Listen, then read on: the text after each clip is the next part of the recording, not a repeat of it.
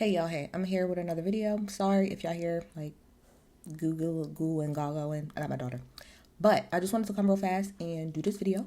So Joe got a whole lot of shit going on, but I just want to talk about Joe versus Rory and Mob Saga 15,022 featuring Alex and Savon featuring Parks. Like, it's just way too much going on. Now mind you, every time something happens, I absolutely will get on this camera and talk about it. Like, don't get it twisted.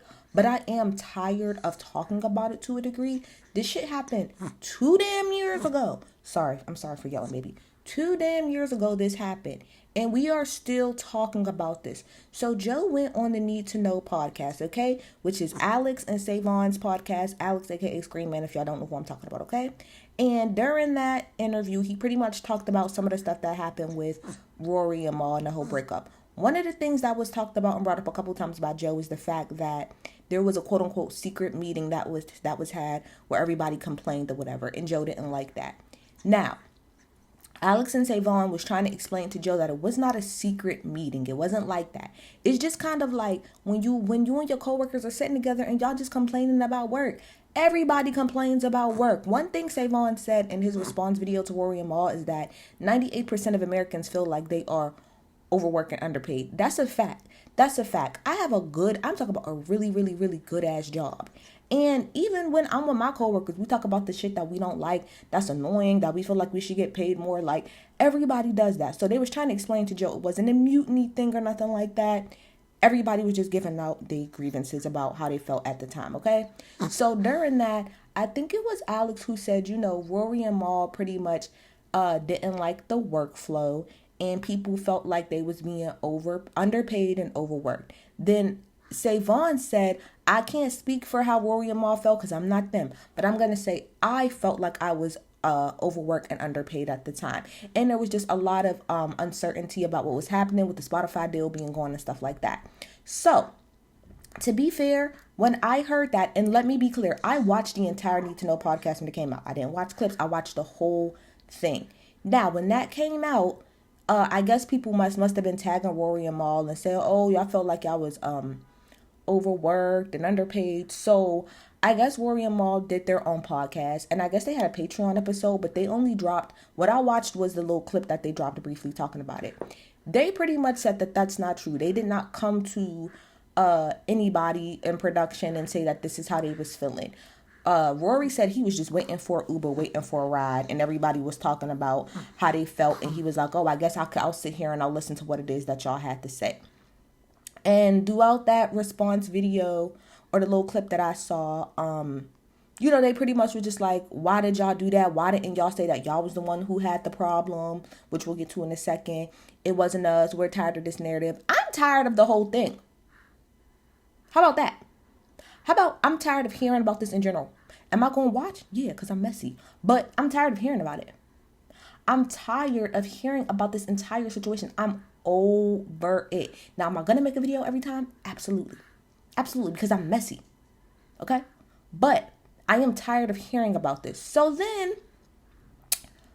Savon and Alex do a response video to this. Now, to be quite honest, I like y'all, Alex and Savon, but y'all really could have cut that video down to a good 20 minutes, maybe 30. Y'all said the same shit for an hour and some change. Like, I understand trying to milk it and get content, but like, y'all could have really just said what y'all needed to say all in 30 minutes. Now, during Rory's podcast, he said he talked to Savon and told Savon he felt some type of way, and that Savon was like, I could see how y'all could get that impression, but that's not what we was really trying to say. Now, I feel like during their response video, I feel like Savon was doing a better job of holding Alex accountable than Alex was holding his own self accountable. He did say that he probably didn't word it correctly, and when I re-listened to what Alex said and how he said it, I could see why he thought at the time he worded it correctly, but I did walk away from that conversation thinking that he was saying that Rory and Mal was the ones who was complaining about, like, who kind of came to them and was complaining about everything. Because at one point in time, Alex was like, well, I'm sitting here being like, well, what are y'all complaining to me for? Because what can I do? I can't do anything. So that absolutely comes off as like Rory and Mal was complaining to y'all. Now, what I believe is that everybody was complaining. I don't think it was a meeting. I think everybody was just sitting there chilling and everybody was just talking about what happened. I believe that Rory and Mal probably talked about some of the things that they didn't like. Alex and Savon, everybody in production, I'm pretty sure everybody was talking about things that they did not like. I don't think it was just one side or the other. I really don't. So one of the things that Savon said he had a big problem with was because he, I guess, bought Rory and Mal Patreon to listen to the whole episode, because apparently they talked about this shit for an hour and some change, which, like, I don't understand how Mal talking about something. I don't want to be connected to this, but then you talk about it for a whole hour. Like I said, address this shit in 10 minutes or less and move the hell on. Move the hell on, okay? But I guess during that Patreon, Savon played the clip where Mal was like, oh, and Savon talking about we stayed at the Four Seasons because of Joe, and we seen Charles Barkley, and I'm like, you really think you stayed there because of Joe? Like, is that not ball glazing? Is that not ball glazing? And Savon felt some type of way about it, as he should. And he was like, my thing is, how is it that me being appreciative of what I got from being part of the pod, how is that ball glazing? And I watched the whole Need to Know episode with Joe. He never said, Joe, thank you and only you for giving me the opportunity to be at the Four Seasons. What he said, what they were talking about is how well the pod was doing and how they was traveling in a lot of ways that a lot of podcasters do not. And then Savon was like, yeah, like, I stayed at the Four Seasons. Like, I saw Charles Barkley. Like, that's how good we was doing. He never said just Joe. He talked about everything that the pod as a whole had afforded him at the time and how thankful he was. So I agree with Savon. How is that deriding? Because that's all ball glazing is to me. It's just saying that he's deriding. How's that deriding Joe by saying, y'all, I was in good spots pretty much for being on a pod? That's a fact. That's a fact. I do think in general, Mal gets way too sensitive about this whole situation. I mean, who am I to call him too sensitive? I guess that's not fair to say. But then they briefly talked about the Parks Knows episode, which Parks brought up on this recent episode of the Joe Budden podcast. Because I guess people was trying to drag Parks' name because during the Need to Know interview, I think the girl asked Joe, well, how did you find out about the meeting? And he said, well, Parks told me. So Parks, I guess, called Savon and said he didn't like how that came off. But Joe was the one who said it, not Savon or Alex. But anyway, so I went back last night and I watched the Parks Know episode on Patreon. I don't know how the hell I missed that episode. I don't know, but I think that's because I didn't sign up for Patreon, I think, until this year. I didn't sign up for it last year.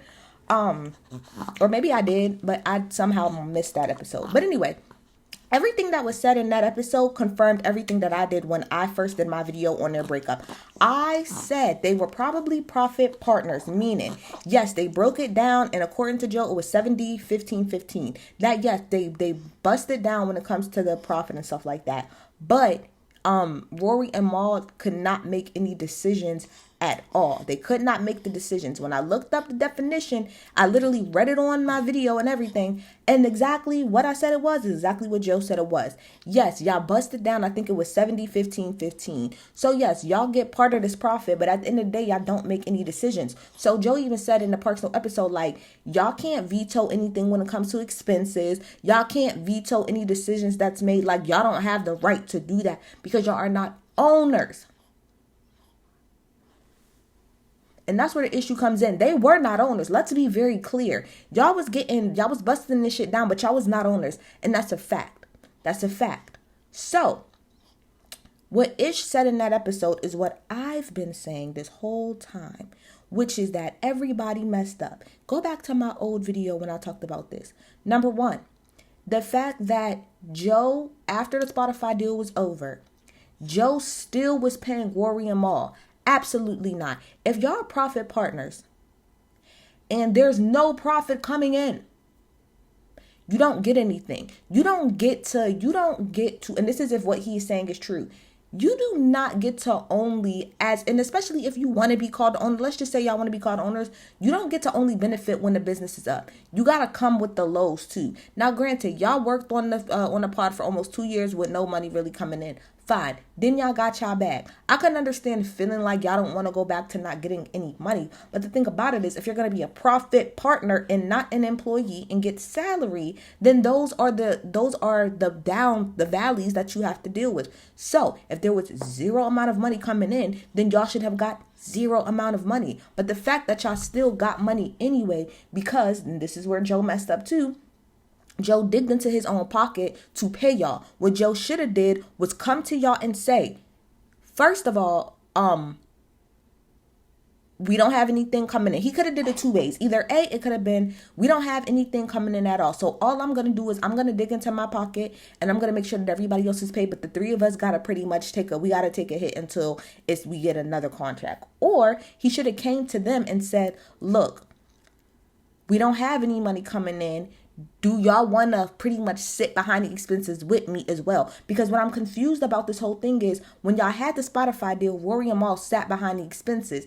Now that y'all don't have a deal, they don't have to sit behind the expenses anymore. That doesn't make any sense to me, Joe. There's no reason that you should have been coming out of pocket only for the expenses, unless there's something written in y'all contract that, I don't know or I don't get or whatever the case may be. Oh, she's sleeping.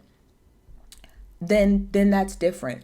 But like Ish said in that episode, they should have got nothing. And Joe and Ice is like, well, in theory, yeah, that's cool, but nobody's going to come to work and without making money. Okay, so then you shouldn't be profit partners. Then I agree with Joe when Joe was like, he should have put them on salary. Facts. If you want to still get paid regardless of what's happening with the business, then it does not matter. You should be an employee and you should be put on salary because that's how that works. When you're on salary, if you work 40 hours, you get the same amount. If you work 55, you get the same amount. If you work 20, you get the same amount. And Joe also said that they was getting the same amount of money regardless. That doesn't make sense to me either, because then that means that they're not truly profit partners. So for example, if regardless of whatever it is that y'all make after expenses, they still get, let's just say, $1 million a piece, right? Regardless of how y'all did. That's not being profit partners, because then they're keeping the same pay consistently. That is salary. That's exactly what that is. If you're profit partners, then that means sometimes you may get $1 million. Other times, maybe you only get 500,000. Other times, maybe you'll get 2 million. It kind of depends on how everything breaks down. So I'm not understanding how Joe was doing his business. It just seems real fluey and weird to me. And another thing that was said that I agree with is that during that episode is that Ish asked how regularly were they getting accountant? And he said when requested, no, absolutely not. Like I said during my video, they should have been getting accountant quarterly. And this is Mal, Rory, and Joe's fault. Because Rory and Mal said for years they was trying to get the accountant right. But at the same time, y'all also said in y'all response video that when y'all only got it when y'all asked, otherwise y'all didn't get it. And like I said in that video, and I'm going to say again here, there's no way in hell that after, if I even thought of, first of all, from gate, I'm getting my accounting quarterly. I don't care if I felt like there was something wrong or not. I'm getting it quarterly so that I can make sure that everything is right. At my job, we give suppliers reporting on metrics and their numbers quarterly. Quarterly, we pull everything and then we set up a meeting with them so that we can go over all of the numbers. And if something doesn't look right to them, we can explain it to them. If there's a mistake on our side, we can fix it. But you do that quarterly, so that if there are any red flags or issues, we can have it raised at that moment and get it cleared up right then and there. If there's any miscommunication on our side or their side, we can get that figured out. That's why it should have been done quarterly versus when they request it. That is dumb on Rory, Mal, and Joe's part. Rory and Mal, it's dumb because now instead of y'all being able to keep up with everything that was happening, y'all had to wait till everything was, in y'all eyes, completely messed up to get the accounting. And Joe, as the leader, so that there was no confusion, so that everybody was clear, you should have been giving reporting quarterly, so that instead of just saying, well, here's everything now that y'all asked for and this and this, y'all could have had a steady record of what was happening with the numbers. All of that to say, I'm tired of talking about this. I'm gonna talk about it, or I'm gonna talk about it regardless, because I'm gonna get my video up. But I'm tired of talking about this. I said this before, and I'm gonna say it again. Like Savon said to Rory and Mal, do something about it. If Mal in particular, if you want to keep calling Joe a thief, but you still haven't taken him to court for it, I don't want to hear you call him a thief anymore. Because if you're not going to go get your money back in court or get it back in blood, I don't care. I don't care. It shows to me clearly that neither you or Rory, mostly you, Maul, was not really truly on y'all business shit. And the same with Joe. Y'all was not truly doing business correctly. Now, Joe also did confirm what I've been thinking on the Need to Know podcast, that Joe has less of a problem with Rory and more of a problem with Maul. That to me has been obvious from the very beginning. He even said, and I think part of it is because Rory understands, and when I watched their response video all them years ago, I said after I watched that video in my review that I could tell that Rory understood more business-wise what was happening and where the mess up may possibly have been, where there may have been some miscommunication, versus Maul was talking about the business, but he was also being very personal and emotional about it. So because of that, it caused him to say a lot of stuff that I'm pretty sure that he said a lot of stuff compared to Rory. Rory tends to tread lightly when it comes to speaking on Joe and calling him a thief. Maul will call him a thief flat out. So again, if you're going to call this man a thief, if you're not going to go to court and get your money or get it back in blood, I want you to shut up. And Maul's talking about something, I wish I was never connected to this thing. If you was never connected to this thing, we would not watch your show and we wouldn't know who you are. There's a way of trying to distance yourself from something, but also still not forgetting, like, this is where you came from. And Rory will always say, like, Joe, like, regardless of the situation, we did a lot of shit together and we did good and we made a lot of money. Maul, you can never be separated from that. Neither you or Rory can ever be separated from that, because we only know you two because of that show. Let's be clear. We only know y'all two because of that show. So yes, y'all can start to make y'all own identity and things like that, but you will never be separated from it. And you really shouldn't want to. I understand wanting to be separated from the drama part of it, but you should never want to be truly completely away from it, because that's where you come from. Point blank period. And I feel like if y'all really don't want to deal with it anymore, don't address it.